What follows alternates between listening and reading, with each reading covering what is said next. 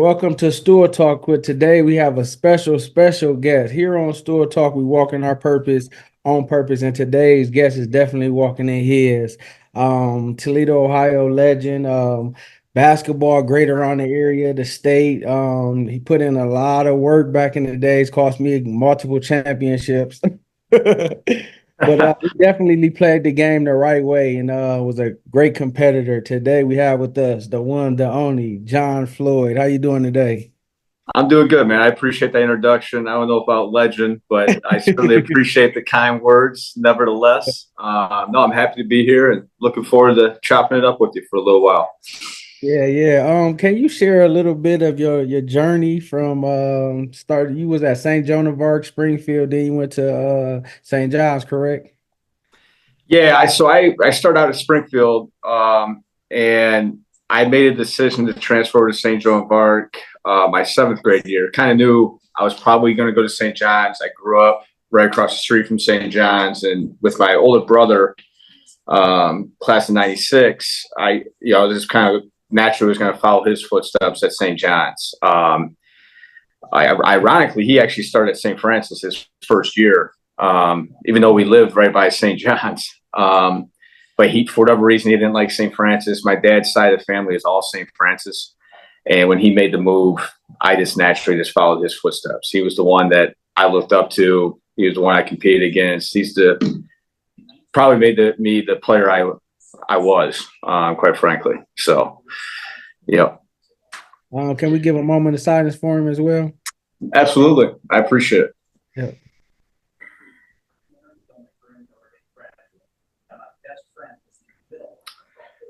Yeah. Thanks, Yeah. man. I appreciate that. Oh, yeah, no problem, man. When I was younger, I heard all the people that went to Scott talking about him. Eric Yeah. Floyd this, Eric Floyd that, just how great of a player he was and a great competitor as well. You played football as well. When did you start to see that basketball was gonna be the main thing you focused on? So I played football up until my freshman year. I actually broke my ankle going into two-a-days in an AAU tournament, and I kind of knew where basketball was going to be. So I had to miss the freshman football season anyways. And after that, I just made a decision just to focus on basketball. So I never played football in high school.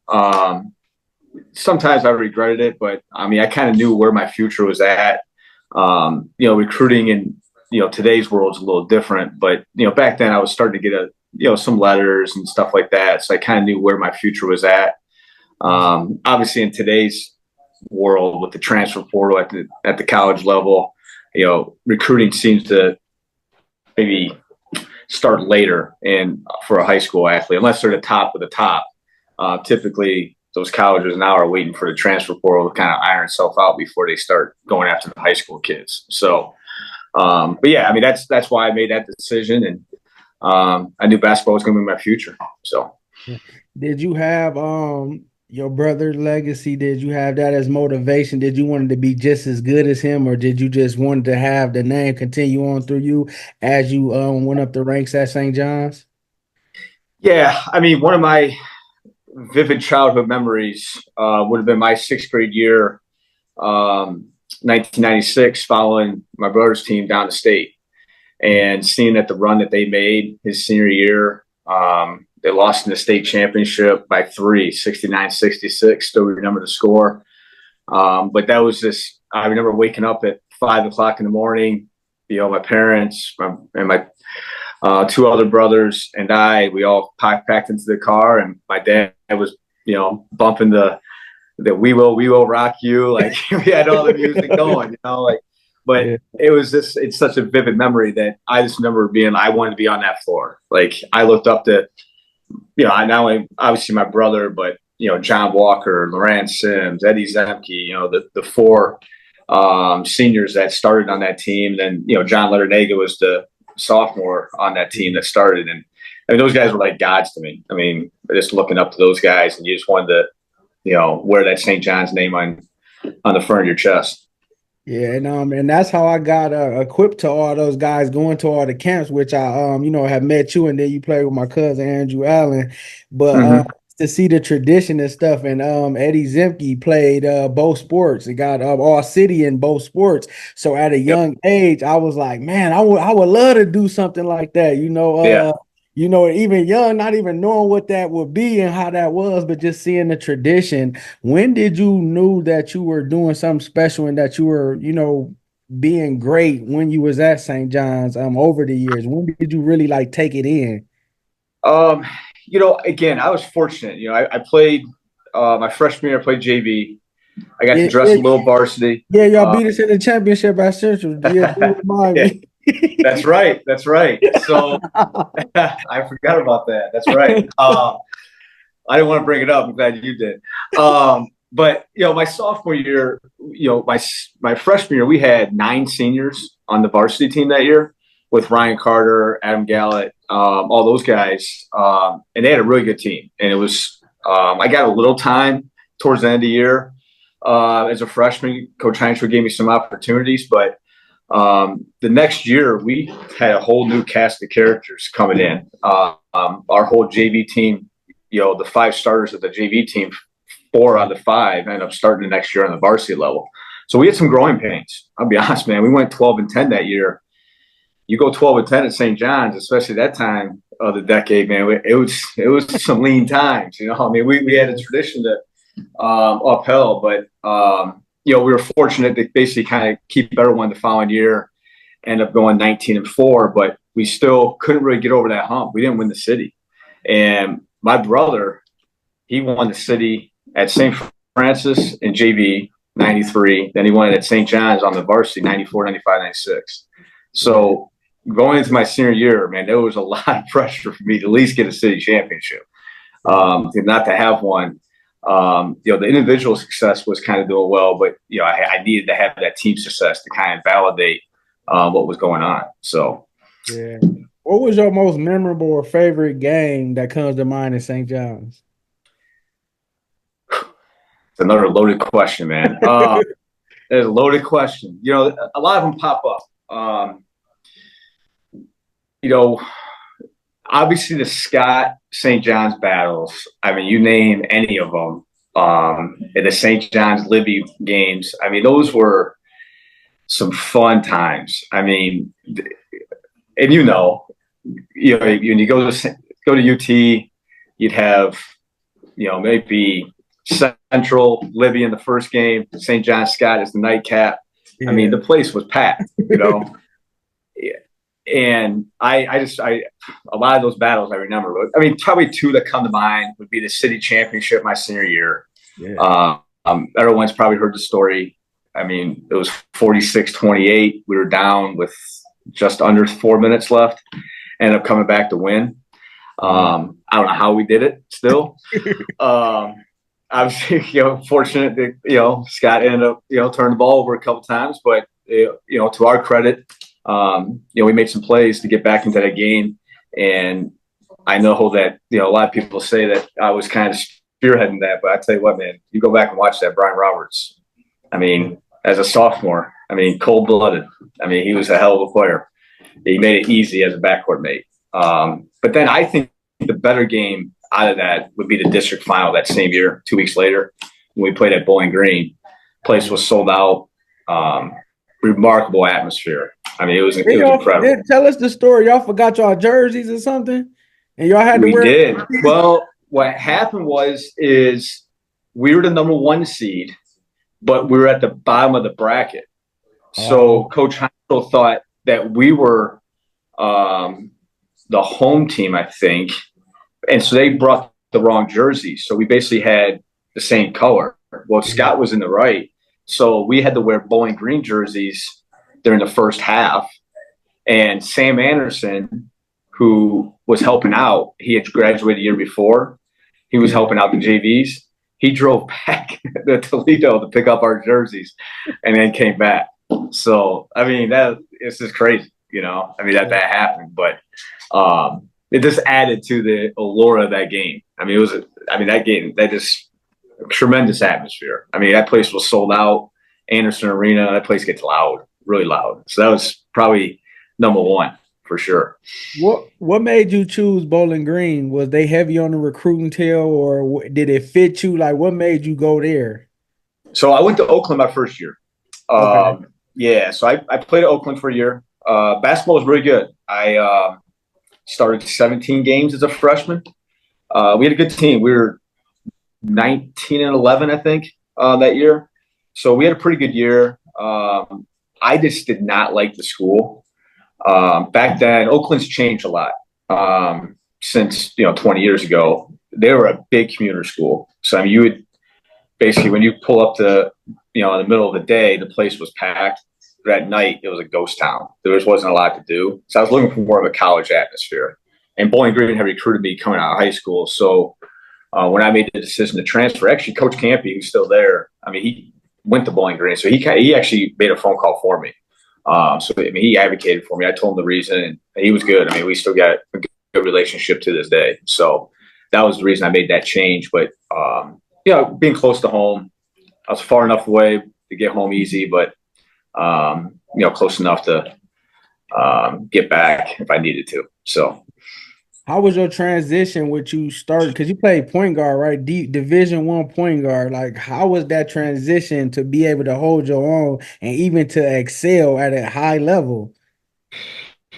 Yeah, I mean, it was tough, man. I'm not the fastest guy out there, but I would say you're playing again high school, playing against the likes of Jamal Mays, Dennis Springs, Mike Menchaca, Yeah. et cetera, et cetera. I can go down the line. There's a lot of different names. I feel bad if I left someone out, but that prepared me to be able to play at the Division I level. I think a lot of those guys were probably overlooked that they probably should have been Division I players.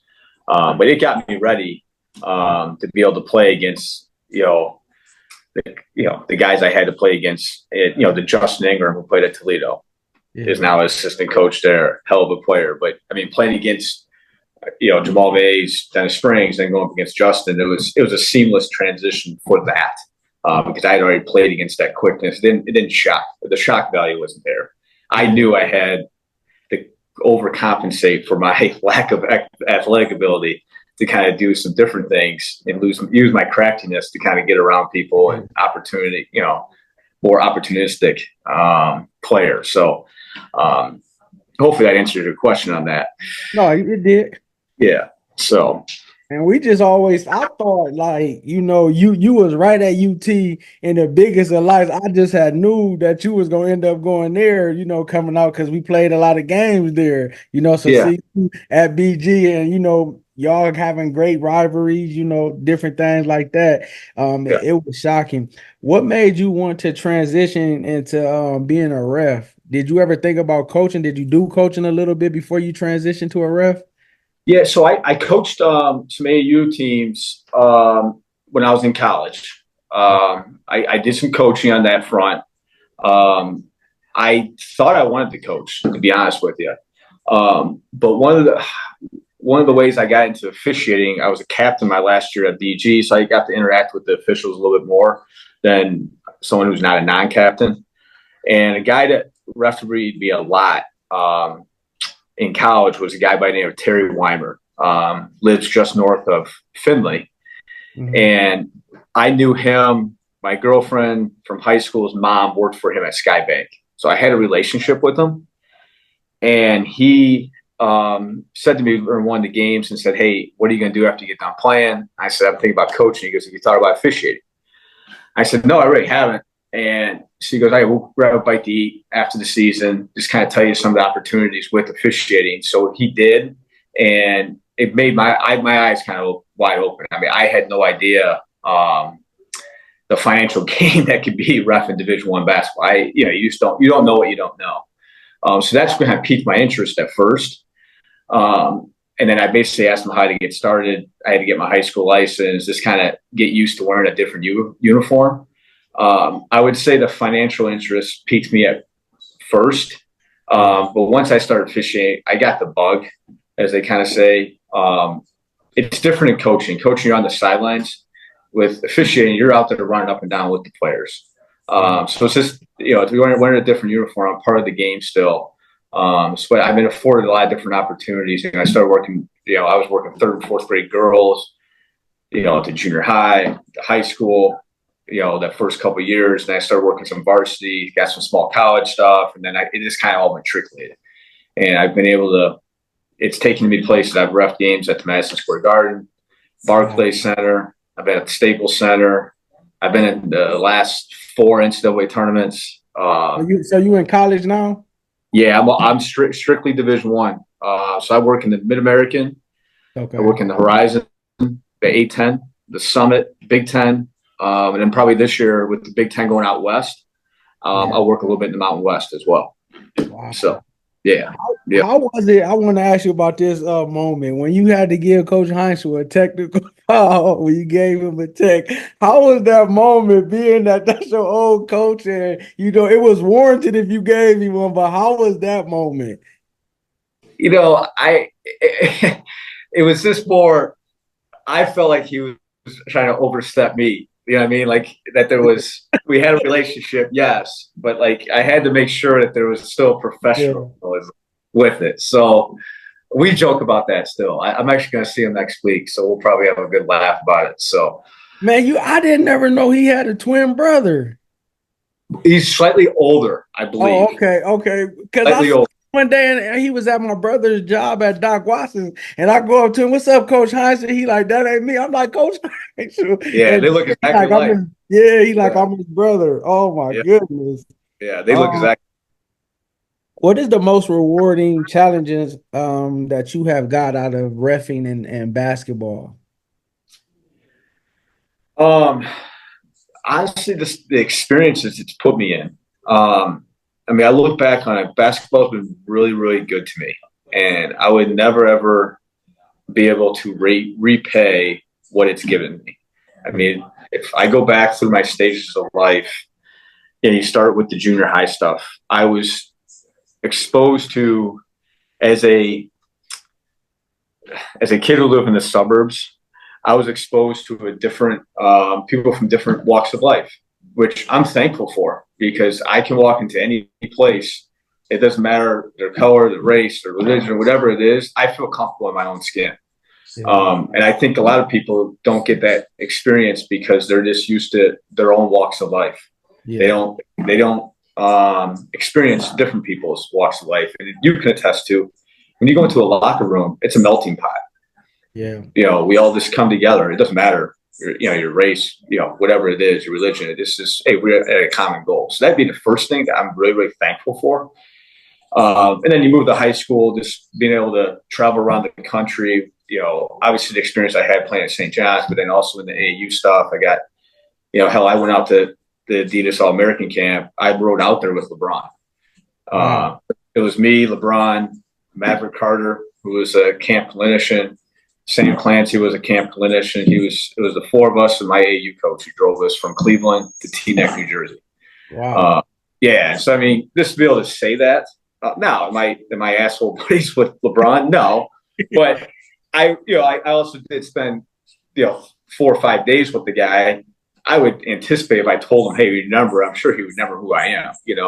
Now obviously everyone knows his best friend is Drew Joyce. I see Drew. He's the head coach of Duquesne now. I repped Duquesne. Like, I played against Drew, so Drew and I know each other real well.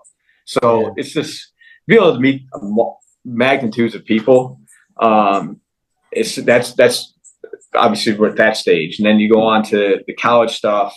Obviously being able to play, games.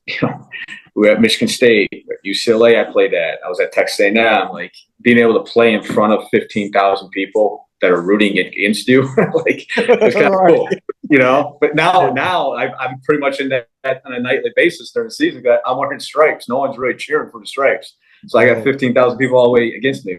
But then I moved to my officiating career, and I told you all those places I've reffed at. Like, I've been able to spend my last 3 Thanksgivings in Cancun reffing a tournament. Like, it's not a bad gig. You go to the Hard Rock. I ref a few games. Go enjoy myself by the pool. Like, and it's an all expense paid trip, and I make a little money while I'm down there. So it's just, I've been afforded a lot of opportunities that I'm thankful for. Yeah. What do you think the state of basketball is in college and in high school right now? Do you think that it need more help? What do you think is missing, or what do you think is lacking? So are we just talking about talent level? Or are we just talking about, or are we just talking about like the state of like how the transfer portal and stuff like that is Let's affected? go let's go talent first, then we go to the transfer portion. So the talent of today's player is better than it was 20 years ago. Like guy athletes evolve. They get bigger, faster, stronger. I mean, it's the training. I mean, I got to, my son's about to turn 7. Like I've already, he's doing some agility training. I'm not trying to be overbearing, but like I never would have been in agility training when I was 7. That's going to pay dividends to him. He's probably going to be faster than I was. And kids are just doing that at a younger age. So they are better. They're bigger, faster, stronger. Now, I would also say they probably spend a lot too much just playing games where they probably should just be working on their game Yeah. and doing drills and stuff like that. Their fundamentals are not, they're not what they were 20 years ago. I Mhm. would say, the fundamentals, people can make up for that. I mean, perfect example would be, Michael Jordan. He made his living in the mid-range game. I can't name anyone who even shoots a mid-range jumper now. I Right. mean, it's just a different, it's a difference. It's the Steph Curry effect. But yeah, so I mean, I would say that's the state of the game. But I mean, the talent of these kids is unbelievable. I mean, some of the stuff that I see, I'm out there officiating. I'm just like, wow. I mean, I have to say, this is the athletes. It's crazy. Um, Now, I do think the social media aspect of it it's good and bad. I think kids don't understand how hard it is to get to a Division 1, let alone college basketball. But Yeah. to get a Division 1 scholarship, if you look at the numbers, it's very minuscule. Yeah. Now we're talking about NLL, NIL, and all this other stuff. Be able to get where you're actually making true money playing a sport, it's hard. I Hmm. would tell kids try to use basketball, whatever sport it is, use football, use softball, whatever you are playing to advance yourself. You use the sport as it uses you. And when I say that is, hey, you got a free ride to go to college, get the scout or get the degree Yeah. because that's going to take you a lot farther. I mean, if you blow out your ankle, they're not paying you not to play. So if you put all those eggs in that athletic basket, it's not going to work. But I mean, hopefully, kids fall in love with the social media stuff, and that's just today's world.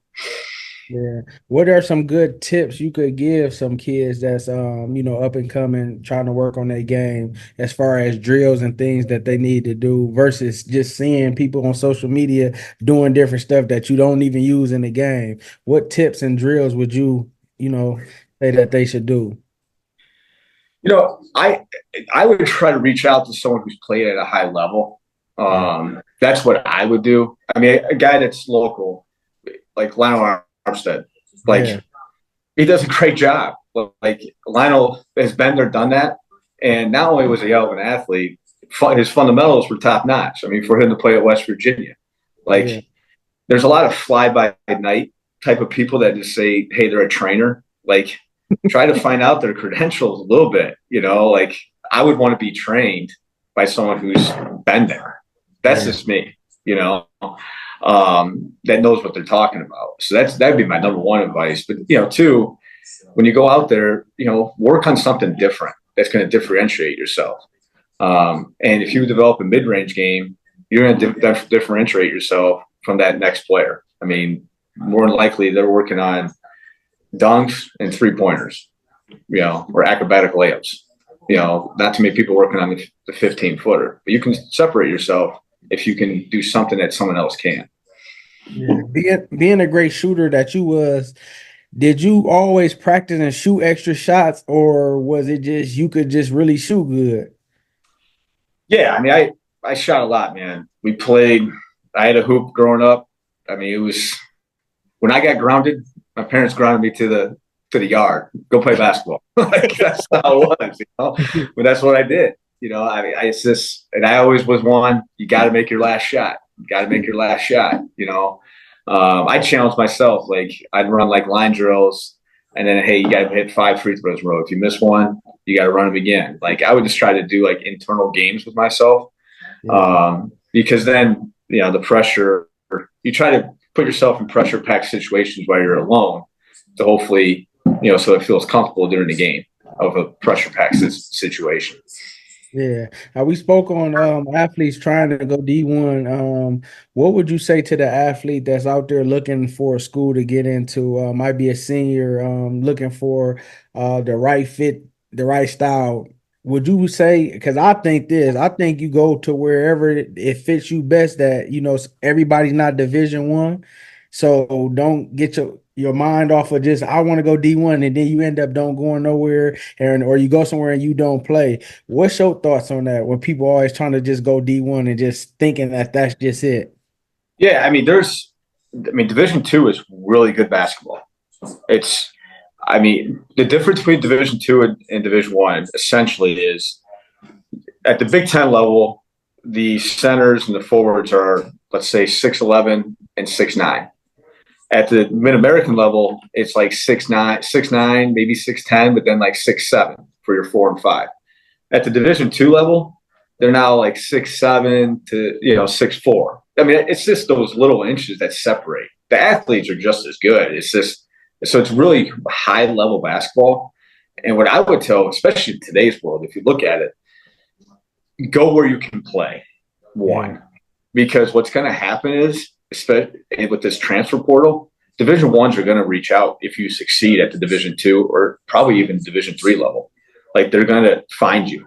Like I know Minnesota has a kid coming in from a Division 3 school. He played them in an exhibition game. I think he dropped like 35, and now he's going to Minnesota. So like they'll find you, and they probably want. And again, I can't speak. I'm not a college coach, but my guess is Division 1 coaches would rather bring in a kid who's 20, who's probably proven himself against bigger, faster, stronger guys, as opposed to an 18-year-old who was playing against high school kids. So I'd go where you can play. I think it just makes sense, especially now. Like I don't think it makes any sense to even go. If you're a mid-major guy, I'd probably just go Division 2 and go play. Because if you're a fringe mid-major and you're not sure if you're going to play or not, just go down to Division 2, put up some numbers, and then you might be able to get whatever you want. That's what I would suggest. Yeah, that sounds great too, because a lot of times people they not really looking at the big scheme of things. They just want it like a microwave society. Sometimes, like you said, you might got to go D2, then you go D1, or just go somewhere where you can play that fits you, that get your skill set. Right.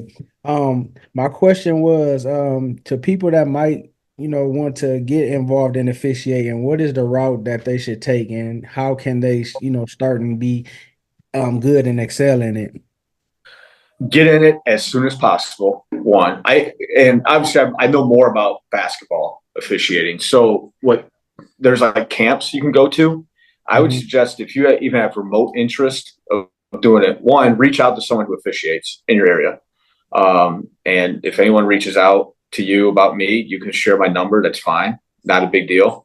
I would love to help someone out. But two, after you reach out, try to go to a camp to see if you like it. Because you can learn a lot about the game. Even if you don't end up doing it, it would be beneficial for players to kind of see what referees are looking at. Yeah. Like I've always said, now that I'm officiating, I think every coach should referee. Every referee should try coaching. And referees, I think, that are former players tend to have a better feel for the game, in my opinion. And I think every player should at least try to put on the stripes just to see how it is. See what there's a lot more to the game where, you look at one guy, like, why didn't you call that? Like, well, there's like areas of coverage, and it's all about angles. Like sometimes something looks one way from one angle, but if you just turn the body, 45 degrees, it looks a lot different. So you can learn about the different angles. But yeah, I highly suggest it. Honestly, it can be a really, really, one, fun education, but two, it can be a lucrative one too. Yeah. I'm not going to get into how much I make. I'm not going to talk about that right No, no, now. Yeah, no.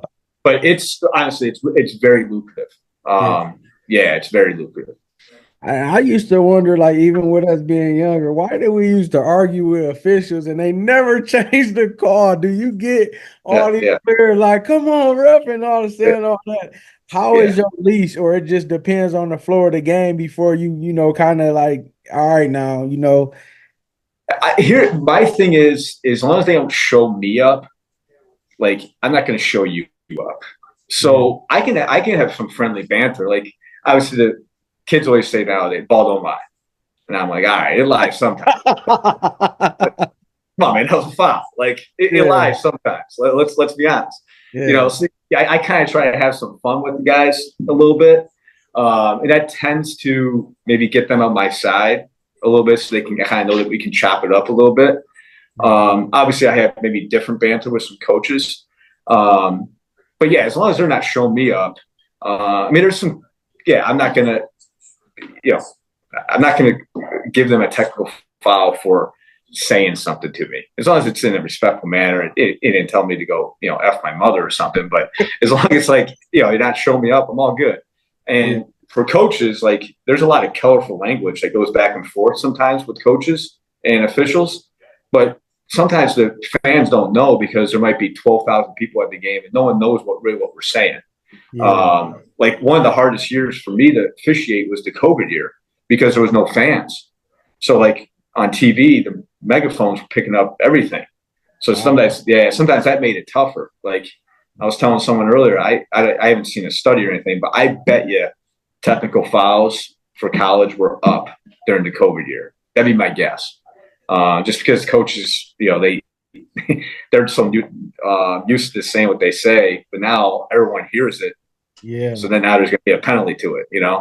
So I mean, that's kind of my philosophy on the thing. So Yeah, a couple more questions we get you out of here. yeah, Is it important or is it not in you guys' job, or do some refs give tips to players, or y'all not supposed to do that, or it just depends? Is that like a unlawfully thing in our rules and stuff? How does that aspect work? yeah, it's what we call like preventative officiating. So like Okay. what I like in the post, like one of the things I always tell guys is like, hey, stay solid, stay solid. Like most players, especially at the level I'm officiating at, they know if they're doing something illegal. And if I just say that, they're like, all right, like he's right there. He's obviously watching. And they tend to just kind of correct themselves. I Okay. try to I try to stay away from saying don't hold, like say what they're doing. Because if a coach hears me saying, hey, don't hold, the coach could also say to me, why don't you just call it then? Like Yeah. the opposing coach. So I always try to say stay solid, because then the opposing coach, he's just like, all right, well, I don't know what he's talking about. But then the player kind of knows that, hey, we're obviously being watched. I got to watch what I'm doing.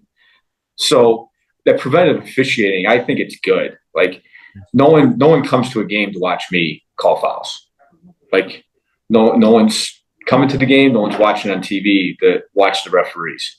So I want to make the game about the players. So if I can talk them out, especially early in the game, if I can talk them out of some things that may not have affected the play, but I saw it, I'm gonna tell them. That's just my philosophy, right, wrong, or indifferent. It's worked for me. And players seem to respond to it. Coaches seem to respect me for doing it, and we kind of move on from there. Yeah. Whatever comes on your heart and your mind, can you give some words of encouragement to the young basketball up and coming players? Oh, loaded question, Dan. Come on, loaded question. Loaded question. Enjoy, and I assume a lot of people that are listening are probably gonna be high school athletes. I would say enjoy it. Don't be in such a rush to move on to the next stage of your life. You're going to look back on it. These are the best 4 years when it comes to athletics. I mean, it's awesome. I mean, you are going to look back and remember who you were playing, on a Friday night in January. You will recall all that. And I would say just relish it. I wish I wouldn't have been in such a hurry when I was a junior in high school and say, hey, I can't wait to play college. Like, dude, be where your feet are, man. Like, this was great times. I mean, it was awesome times. I Yeah. wish I could go back to that and just tell myself, 20, 25 years ago now that you should have just enjoyed it even more. Not that I didn't. I did. It's just I wish I just would have even relished it even more. That's what I would tell the young athletes out there. Yeah. And that's the purpose of we doing this spotlighting different people and different journeys for everybody can see your journey, see what you went through, see it through your lens because you're a great basketball player. Like you selfless. You don't really talk and brag on yourself, but you really was good. Like, at a high level. But the route you took wasn't basketball. You didn't continue to go on playing wise. Now you're impacting the game by reffing, a good official. So you're doing it the right way and you're helping the game be played like it's supposed to be played because you're officiating right now. If you have bad officiating and you wasn't good, then it'll be different. But you are being great in your career now as a ref, impacting the game and players and making a clean game. So, that's why we spotlighting you for, you being a legend of Ohio, whether you want to say it or not, being at St. John's great, we just spotlighting you for that, man, and just continuing on being great at making sure the game is played at a great level and it's played clean, fair, and productive. No, I appreciate that. Honestly, man. I said this during the 15, 20 minutes ago. I'll never be able to repay what basketball has given me. Yeah, It has provided me not only where I'm at now, but people do recognize my name, which it's helped me in my, some business transactions. It puts my foot in the door to where people do want to hear about, the St. John Scott 2002 City League final. Like they want to hear through, like you said, through my lens. yeah, It provided me a lot of opportunities. And I don't take that for granted. I mean, I'm thankful for that. And I'm just glad I grew up in an area where basketball, obviously that's my forte here, but yeah, that was so important. I mean, to be able to play in the City League back then, I mean, today we don't have that. Like, half, half the schools are playing up in Detroit, I like know. it's City just, League playing everybody twice. It just ain't the same. it's not the same at all, man. I mean, those Final Fours at Toledo, man, they were damn near sold out, Yeah, at Toledo. The City League Championship, we always played on Thursday. yeah, Like, and any team that wasn't playing, they were all there. They yeah. were all there. Mm. It was just, those were fun days, man. Those were fun. So, Yeah, and you continue to be blessed. You continue to excel. Be great. Continue to walk. May God continue to give you favor in every avenue, and may He elevate you as well in your life with your family, and may He give you all the desires of your heart as well. And it's been great. thanks, man. I really appreciate it. And Yep. God bless everyone. And like I said, if anyone's ever interested in officiating, please just have them get a hold of me. We'd love to. Yep. So, Thank you. thank you. Take Yep. care, buddy.